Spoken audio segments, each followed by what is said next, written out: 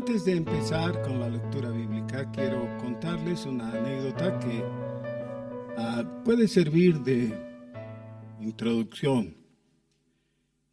Yo he trabajado en un banco en la época en que no había computación o no se usaba la computación en las oficinas. Una de las anécdotas que yo no presencié, ¿no?, del hecho, pero sí me contaron y me explicaron cómo fue, es que teníamos dentro del grupo del personal un hombre que era muy elegante en su forma de vestirse.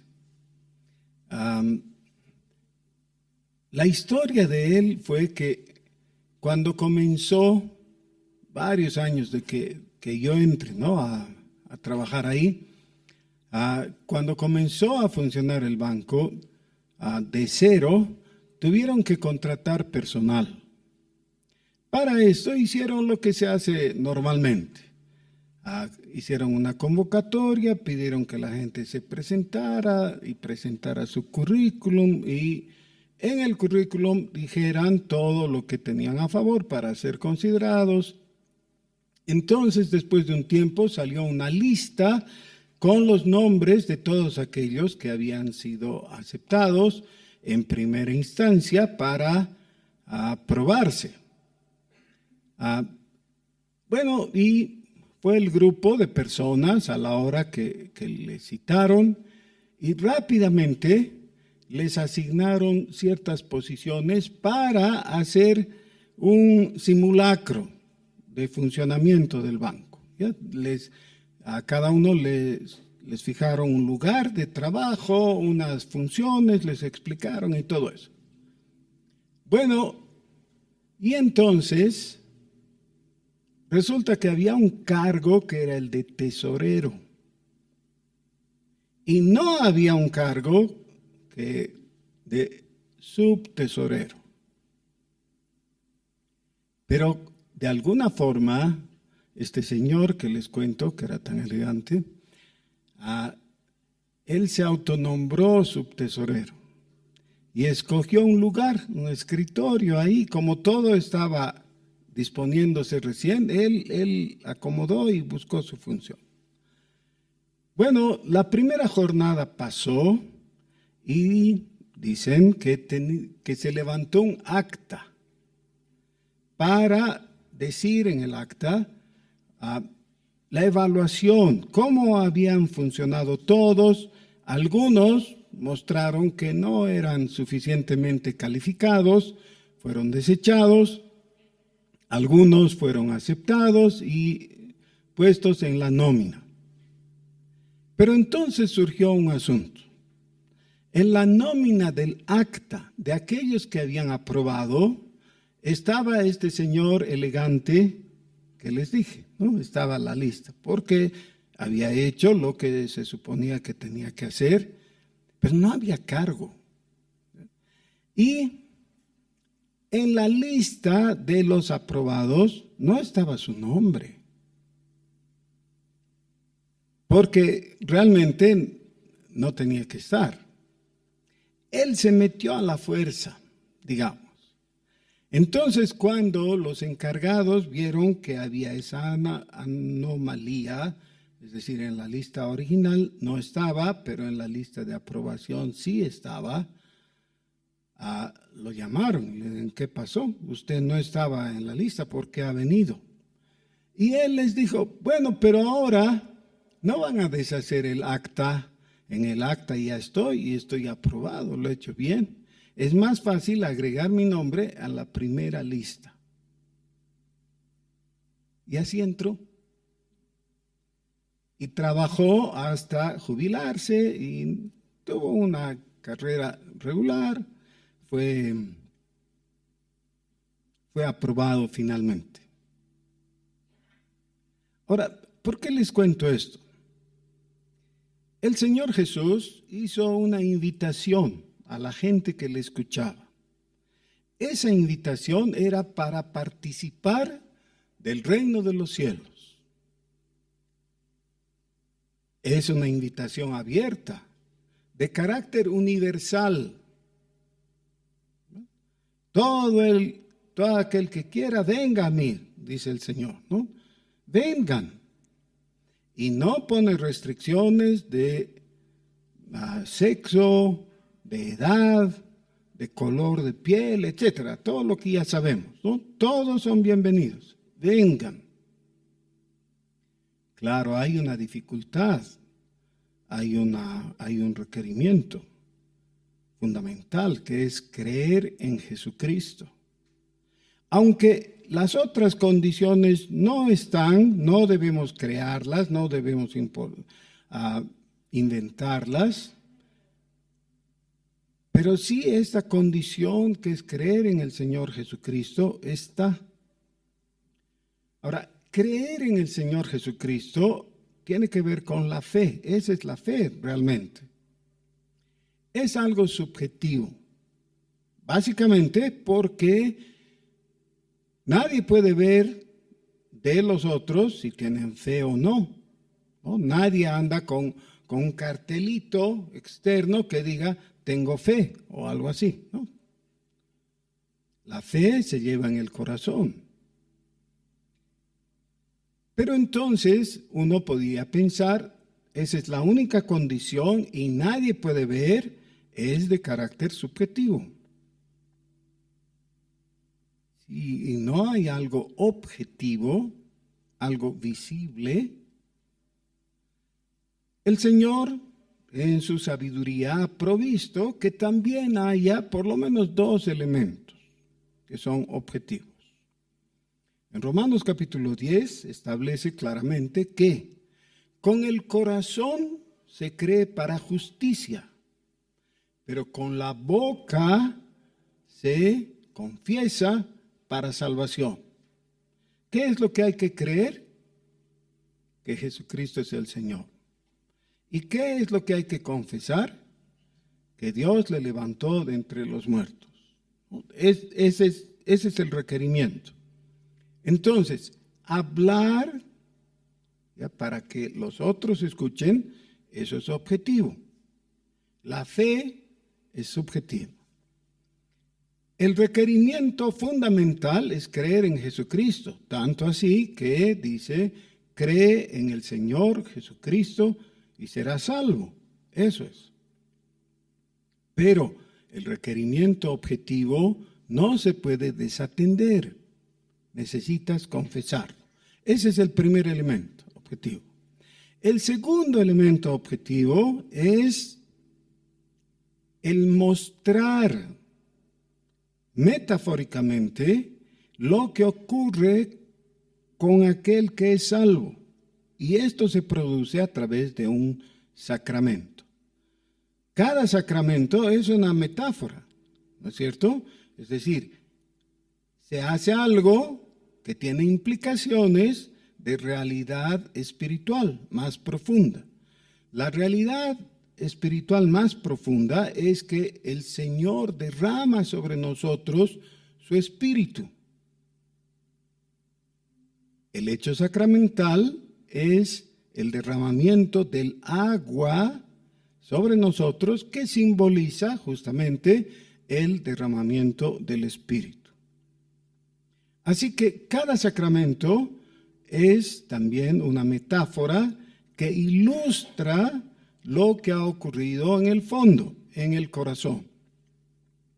Muy bien, hecha esa aclaración y contada la anécdota inicial, creo que necesitamos retroceder en el estudio del libro de los Hechos a algunos capítulos, 20 capítulos, 20.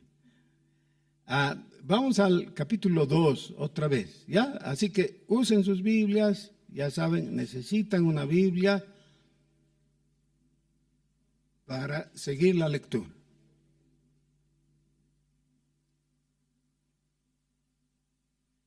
Capítulo 2, desde el versículo 36. 36. Sepa pues, ciertísimamente toda la casa de Israel, que a este Jesús, a quien vosotros crucificasteis, Dios le ha hecho Señor y Cristo. Esto está en medio o a continuación de todo el relato de la primera parte del capítulo que nos cuenta todo el evento de Pentecostés. Yo creo que todos ustedes conocen, en Pentecostés se inauguró la edad de la iglesia. ¿Ya? Cosas importantes han sucedido y eso está relatado aquí. Pero la base fundamental, la doctrina, está dada aquí en este versículo que acabo de leer. Y como es tan importante, voy a volver a leer. Sepa pues, ciertísimamente, toda la casa de Israel, que a este Jesús, a quien vosotros crucificasteis, Dios le ha hecho Señor y Cristo. La palabra Señor es muy fácil de entender. Ustedes saben que significa amo.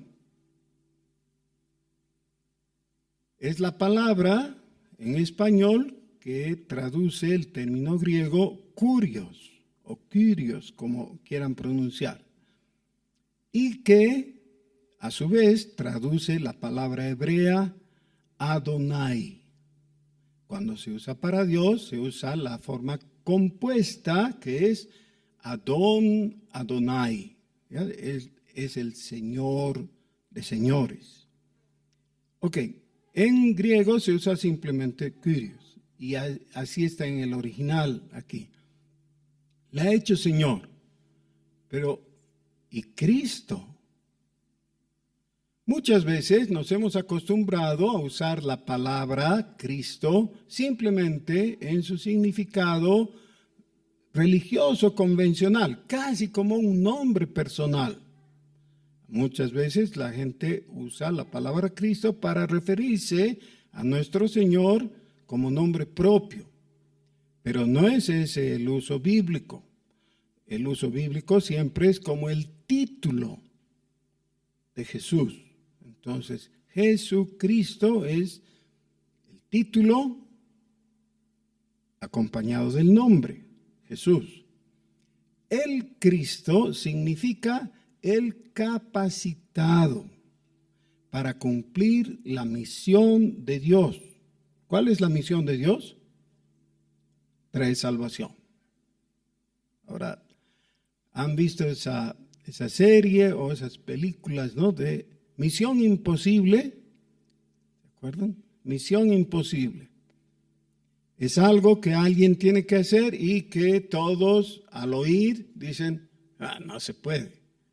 ¿Cómo se va a lograr? No se puede. Y por eso es tan interesante, porque hay un grupo de personas que logran cumplir una misión que aparentemente es imposible. Pero la misión que realmente era imposible era salvarme a mí. ¿Cómo no se puede? Hemos cantado hace un momento, ¿no? De mis faltas son graves, son muchas. Su gracia es mayor.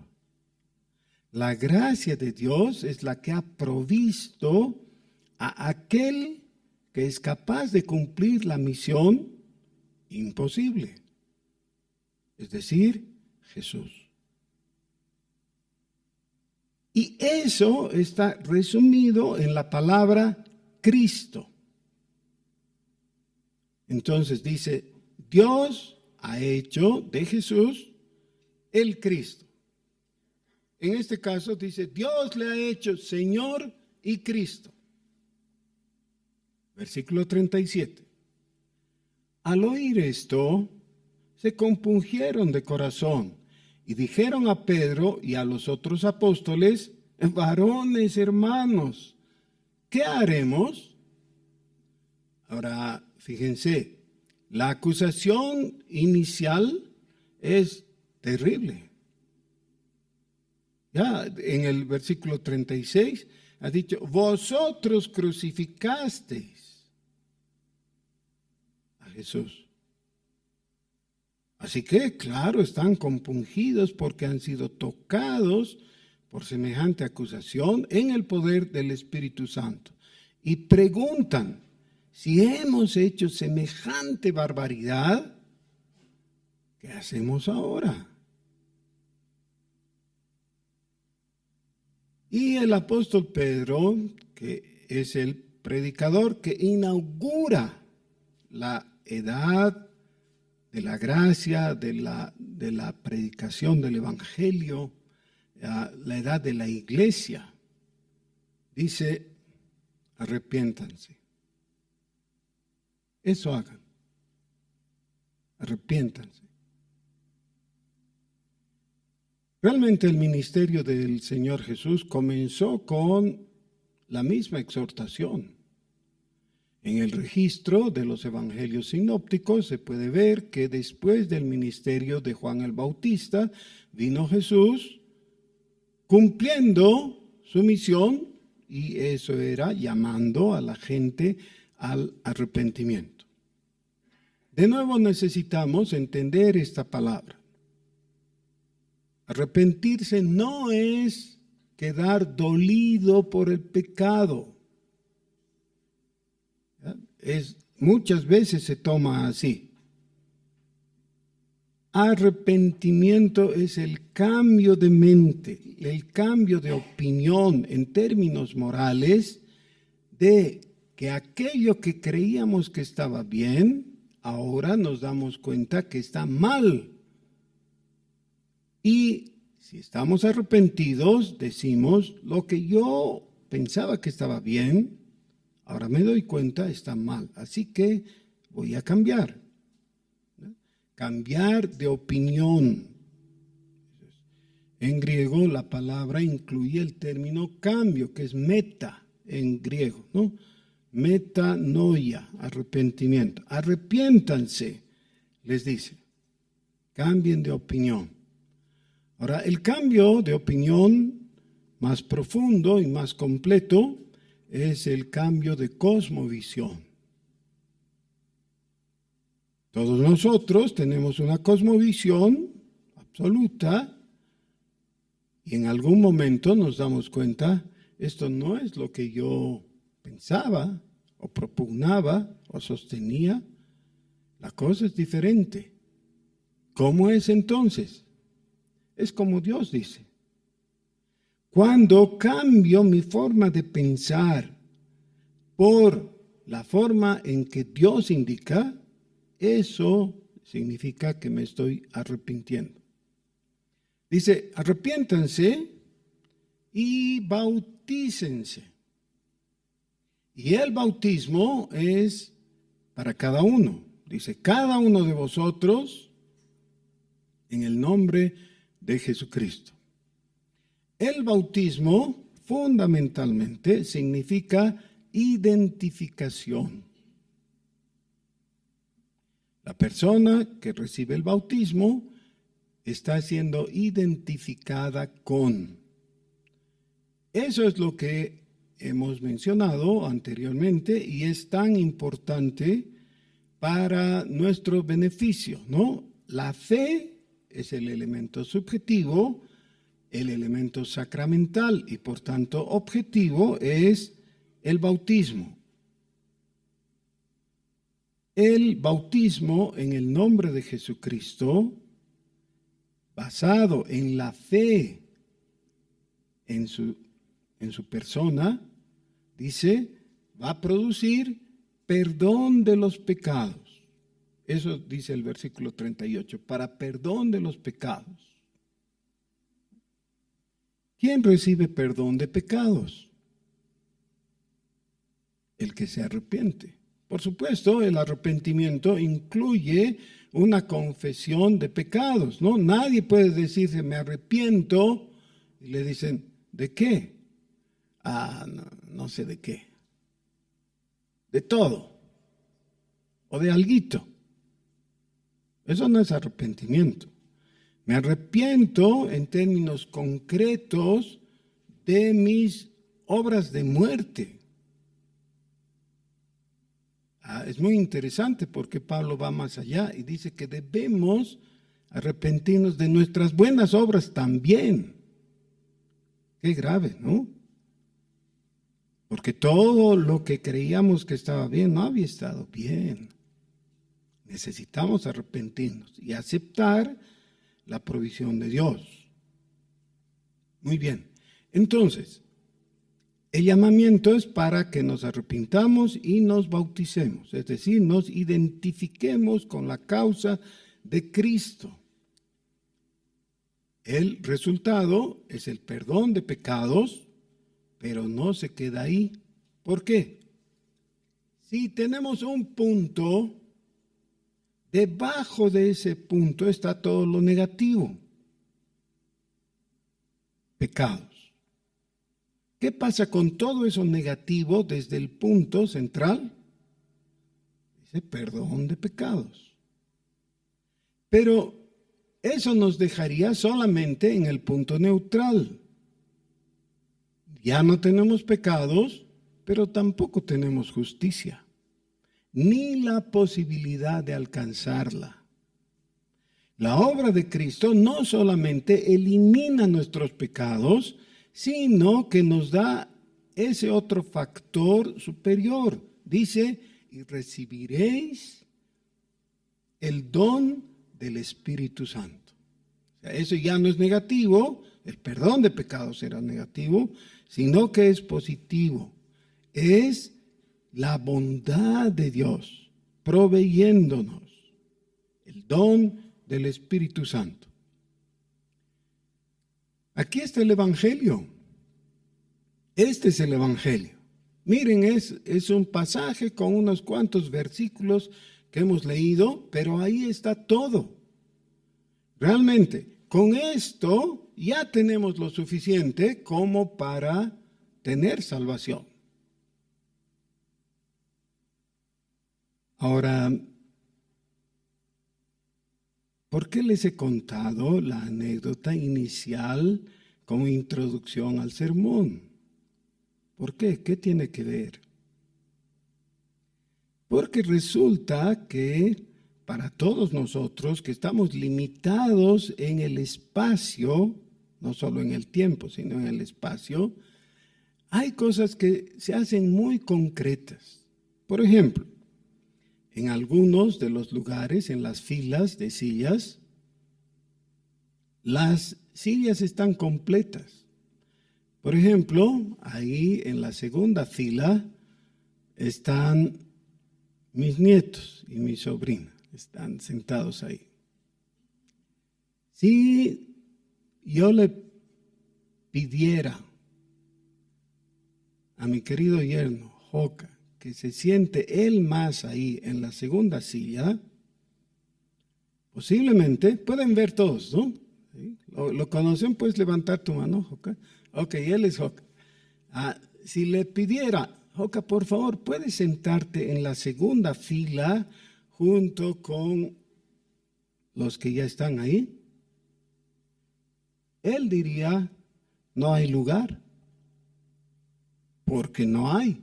Son 4 sillas y son 4 personas ocupando las 4 sillas. Obviamente no hay más lugar. Se tendría que reestructurar todo, ¿no? Tendría que agregar una silla a esa fila o decirles córranse o decir me voy a sentar en las rodillas de Gabriel, digamos, ¿no? Ahí. Pero claro, eso no da. No hay lugar.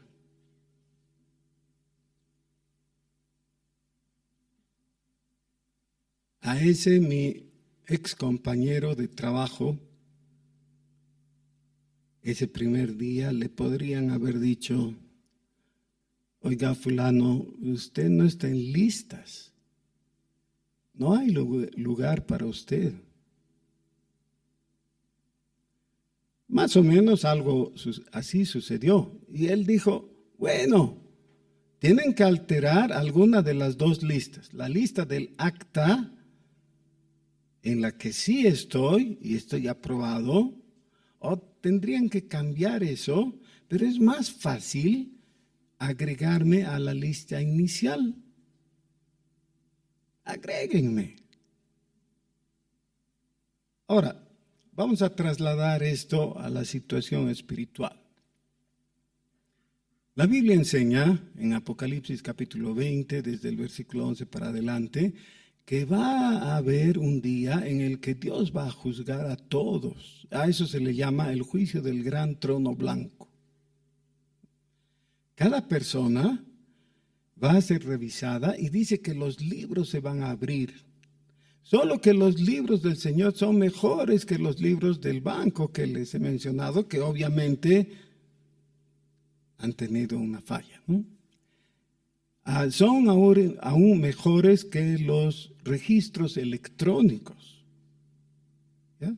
Ahora es más complicado porque hay la computación y todos esos registros digitales. ¿Saben qué? Es más fácil todavía alterar eso. Pero no los libros de Dios. Y si en aquel día Dios busca tu nombre, te dice nombre y tú le dices fulano de tal. Dios no necesita buscar, ¿no? Todo esto es en realidad una alegoría. Pero en los libros no está tu nombre. Si no está tu nombre, tampoco hay lugar para ti en el reino de Dios. ¿Y qué vas a hacer?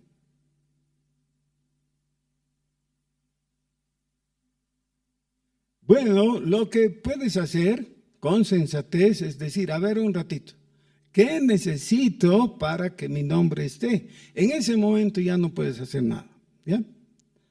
Ahora, ¿puedes hacer? Sí puedes.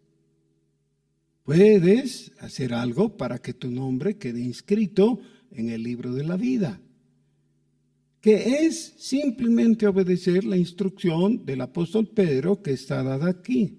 Dice, arrepiéntanse y bautícense en el nombre del Señor Jesucristo, que acompaña a la instrucción inicial, que crean en Jesús como el Cristo.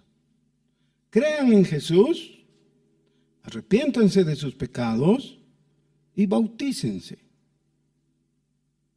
Y el Señor no tiene esas fallas que tuvieron los del banco que les he contado, una falla artificial, pero falla al fin. Dios no tiene esas fallas. Si tu nombre está inscrito en el libro, también hay lugar para ti en el reino. El Señor Jesús, al hablar con los discípulos en Juan 14, les dice, no se preocupen, yo estoy yendo a preparar lugar para ustedes. Ahora, ¿creen ustedes que pudiera ocurrir que el Señor en aquel día les diga, ¿sabes qué? Tú has sido un buen cristiano, pero vas a tener que irte nomás al lago de fuego? Es que ya no hay campo, estamos hacinados, ¿no? Esto está muy lleno, no hay campito para ti. Andate al infierno. ¿Qué tal? No ve. O sea, de ninguna manera. Dios es fiel y Él va a cumplir su palabra. El Señor Jesús ha dicho, voy pues a preparar lugar para vosotros. ¿Para vosotros quiénes? Los que tienen su nombre inscrito en el libro de la vida. Eso es. Ahora, cuando el Señor establezca su juicio, en términos temporales, eso va a ocurrir correspondiendo a un día, a una fecha de nuestro calendario. ¿Lo ven? Si digamos el Señor vuelve en un día tal del mes tal y todo eso, ese día de nuestro registro, vamos a suponer que en ese día tú estás criando una guagua, un bebé, un niño, ya de brazos todavía. Y claro, tu tu bebé de brazos, ¿dónde se queda? ¿Dónde está? Está en tus brazos, ¿no? Y entonces ahí eres llamado y alguien como en el aeropuerto que te hacen sacar todos los fierros, ¿no? Todos los metales para pasar. Como en el aeropuerto te dice, ya, pase nomás, pero su bebé déjelo ahí, ¿no? Hay una canasta ahí, puede dejarlo y usted pase. ¿Qué dirás tú? No, ¿cómo voy a dejar a mi bebé? No, yo quiero entrar, claro, pero con mi bebé. ¿Harías eso? ¿Dirías eso? Claro, claro, la gente normal, la gente con corazón, claro que no quiere dejar a su bebé. Por favor, levanten la mano todos los que quieren dejar a su bebé. Y que se quede en la portería.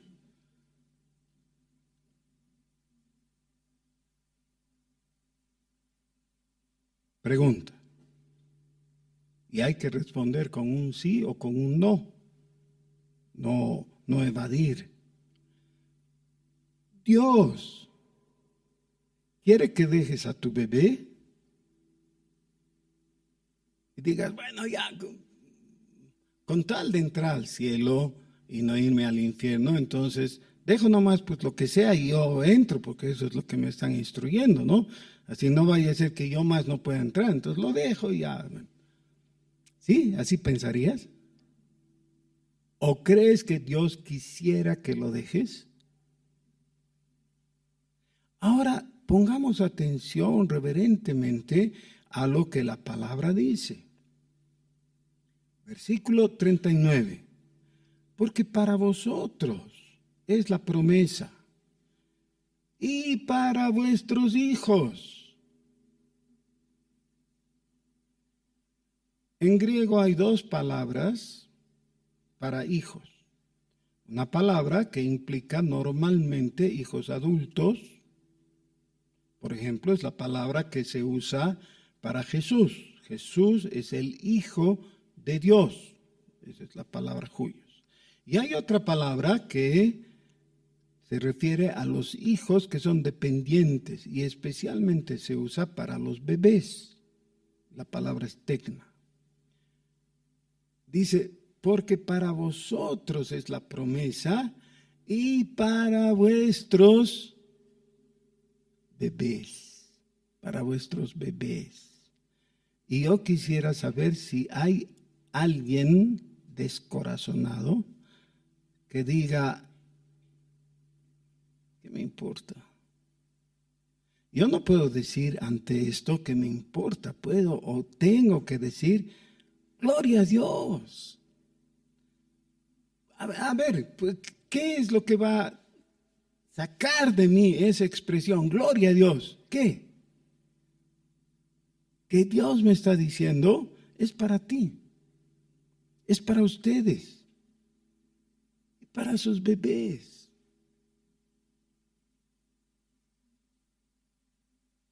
¿Y no dicen gloria a Dios? Claro, claro, es magnífico.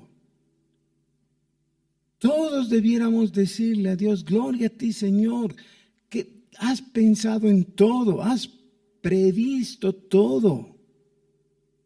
Nada te toma por sorpresa. Tu bebé va contigo.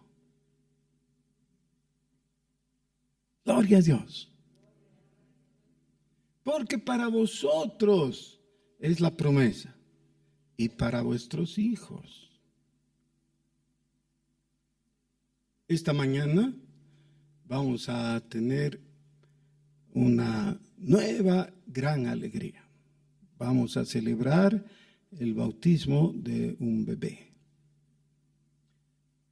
Algunas personas se preocupan, se confunden y dicen, pero ¿acaso el bautismo no es solo para los adultos? ¿Acaso no hay que cumplir el requisito de creer en Cristo para poder ser bautizado?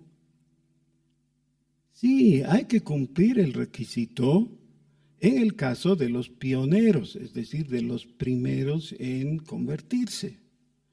Los que se convierten primero, ellos, por supuesto, se bautizan de adultos, porque siendo adultos se han convertido. Pero aquí nos está mostrando, y este no es el único caso, por supuesto, ¿no?, en que los niños son aceptados porque están en tus manos, están en tus brazos. Son los bebés, son bebés de brazos, justamente. Lo mismo pasa en el capítulo 16 de este mismo libro de los Hechos. Dice que el apóstol Pablo llega a Filipos y ahí encuentra a una mujer, Lidia. Y Lidia escucha la palabra y se convierte y se bautiza. Dice, y con todos los suyos. Y luego en el mismo capítulo, queriendo enfatizar el asunto, el apóstol Pablo, que había llegado a la cárcel en Filipos, injustamente acusado, calumniado por los judíos, es interrogado por el carcelero de Filipos, que le dice, ¿qué debo hacer para ser salvo? Pablo le responde, cree en el Señor Jesucristo y serás salvo. Y ahí podía venir un punto. Y listo, eso es todo. Cree en el Señor Jesucristo y serás salvo. Pero Pablo le dice, cree en el Señor Jesucristo y serás salvo. Y le aclara, tú y tu casa, tú y los tuyos, los que están bajo tus alas. La salvación no es herencia de los padres, pero es herencia de Dios. La salvación establece a nosotros como herederos y por tanto dice coherederos con Cristo. La salvación se transmite por el Evangelio, que es el poder de Dios. Cuando los padres de un bebé de brazos llevan ante el Señor a su bebé, éste recibe el bautismo. ¿Para qué? ¿Para qué? Alguien dice, bueno, pero si el bautismo no salva. Sí, esa es una forma de establecer una base no muy sólida, porque el apóstol Pedro dice, el bautismo nos salva. La cosa es que no han leído la S. ¿Ya? El bautismo nos salva. Sí, realmente el bautismo no es causa efectiva para la salvación.